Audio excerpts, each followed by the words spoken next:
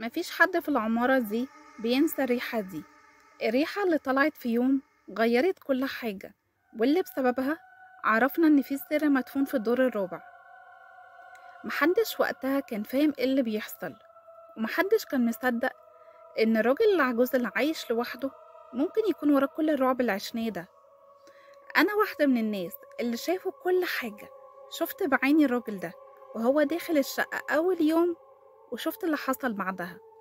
والنهاردة بعد سنين قررت أحكي القصة دي، يمكن لما أحكيها أقدر أنام ليلة واحدة من غير ما أشوفه في منامي. يلا بينا نبدأ القصة.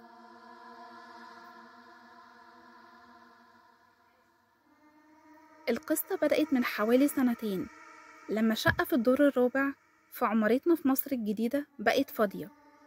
الست الكبيرة اللي كانت ساكنة فيها ماتت لوحدها، ومفيش حد من أهلها جه يشيل حاجتها.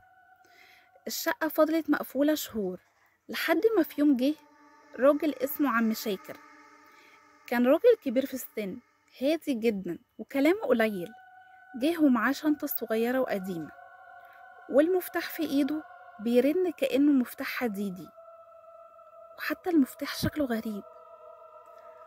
قال لبواب العمارة: أنا اشتريت الشقة وعايز أعيش باقي عمري هنا. من أول لحظة دخل فيها حسيت بحاجة مش مريحة، في حاجة في ملامحه. عينه كانت سودة بطريقة غريبة، وصوته كان واطي جدا، كأنه بيخاف يسمع حد صوته. في أيامه الأولى، في الأول كنا فاكرين إن هو رجل مسالم جدا بيحب الهدوء، بس بدأنا نلاحظ إن هو ما بيخرجش خالص، لا بيروح يشتري أكل ولا حتى حد بيدخل عليه. البواب كان بيقول إن هو بيحط له كيس الأكل على الباب، وبعد شوية الكيس بيختفي. بالليل بعد الساعة 2 كنت بسمع خطوات فوق دماغي، صوت خطوات بطيئة، كأن حد بيمشي في الأوضة الكبيرة اللي هي أوضة البلكونة، وبعدين يرجع تاني. مرة سمعت صوت جر كراسي، ومرة صوت حاجة بتقع، ومرة صوت حد بيكلم نفسه.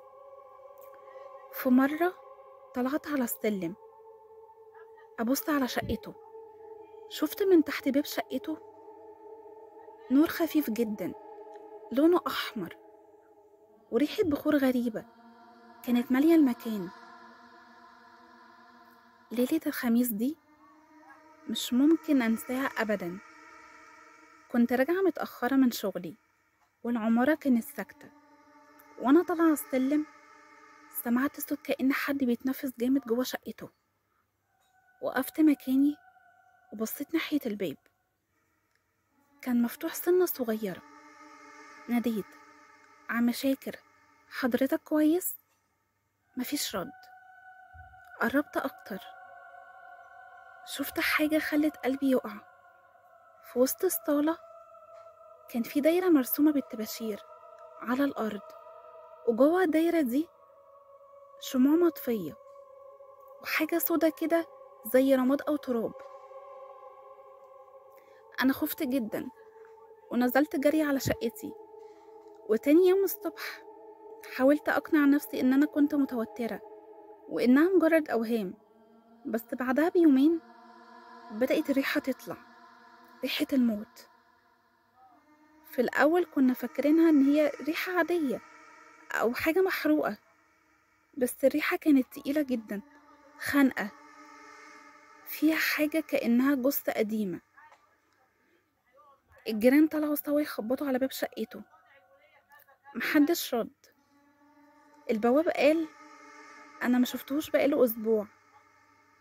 حاولوا يفتحوا الباب، بس الباب كان مقفول من جوه. جابوا نجار، ولما الباب اتفتح كل الناس صرخوا.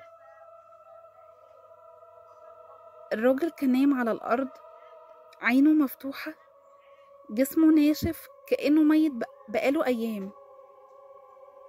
والشموع اللي شفتها المرة اللي فاتت كانت مرصوصة حواليه، وعلى الحيطة مرسوم رموز غريبة جدا باللون الأحمر، لونها أحمر غريب زي دم ناشف. البوليس جه وقالوا إن الجثة ماتت من حوالي أسبوع، بس الغريب إن التلاجة كانت شغالة والنور كان منور ومفيش أي كسر أو سرقة، يعني مفيش حد دخل الشقة أصلا. الناس حاولوا ينسوا، لكن الريحة فضلت حتى بعد ما الشقة اتنضفت. كانت كل يوم تطلع نفس الريحة في نفس الميعاد بعد نص الليل.